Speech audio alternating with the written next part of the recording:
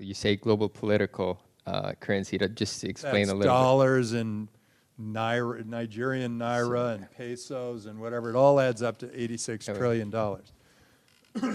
And today, Bitcoin and all the other cryptocurrencies add up to about $200 billion. So it has a long way to go. I actually believe that cryptocurrency will probably by 2022, 2023 be larger, bigger than fiat currency. So this is going to be a really big sea change. And then politically everything changes. Governments have been able to sort of control you with the currency. I know that my friend from Argentina he said that his family watched his family's fortune disappear 3 times in his life, and he's only 30 years old. And if that's the case, then why would anybody want that currency? And so it'll start with some of those currencies, and naira, they drop 50%, in a month. So why would anybody want that currency when you can have a global decentralized currency that is not tied to one of those bad political environments? And I actually think that Bitcoin because of Bitcoin, we have all these new technologies that can now be used in new ways. So there's the blockchain, there are smart contracts, and then those all tie to data. And that data can be, people can apply deep learning to the data and use artificial intelligence to create better outcomes than you would without it. And if you put all those different technologies together, an amazing decentralized currency, a blockchain, which is a perfect ledger, a smart contract, which is a contract written into software so it doesn't require a bunch of legal work. And then you apply that with big data and artificial intelligence and deep learning, you can transform industries that have not even really been affected much by the internet. The internet has transformed communications, information, gaming, entertainment, music. A lot of industries have gone through transformation from the internet. But these technologies, you line all these technologies up, and they transform the biggest industries in the world. They transform finance and commerce and healthcare. I'll get into healthcare in a sec. And government and insurance. Huge industries. And they can all be done much more efficiently, much more effectively with technology than they are currently being done with people. So I'll give you one that's kind of fun to think about. In healthcare, let's say you've got, you control your own data, okay?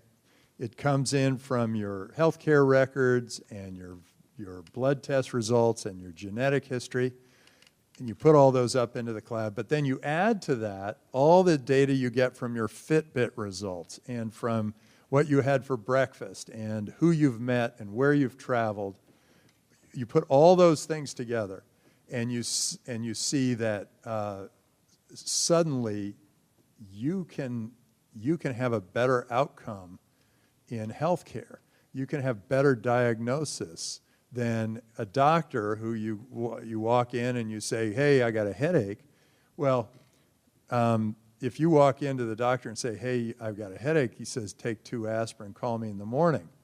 But if you walk into the cloud and you say, I've got a headache, it might be that you had too much wine and cheese the night before and you got a migraine. Or it could be, and that would be determined by the data because it's always keeping an eye on you, watching you. For me, it might be you went to Fire Island and you got a tick bite, and you might have Lyme tick disease and you should be taking antibiotics. So your outcome from healthcare is going to be far superior because of this. And then I'm not going to mention finance because finance is clearly getting completely changed by Bitcoin already.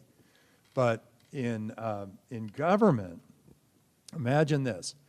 I'm a virtual resident of Estonia. The Estonian Prime Minister came to Draper University and he said, just by instituting digital signatures, we saved 2% of our GDP. And then with digital voting, all the young people started to vote.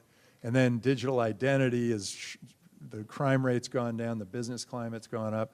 He hands me a card and says, you're now the 3rd virtual resident of Estonia. And I said, well, this is great. What can I do with it? And right now, not too much. I can open a bank account anywhere in the EU. I can buy real estate. I can set up a business. But long term, you can imagine all the other services that the Estonian government could provide that maybe our government's not providing very well. So it could be my health care insurance, or it could be my pension, or this is one very sensitive in California. I could get my DMV handled there. I don't need to go through the DMV. I mean, that's worth getting the residency card right there. But what's happening in government is, with decentralized currency, is that governments are now penetrating borders in a new way. They're not.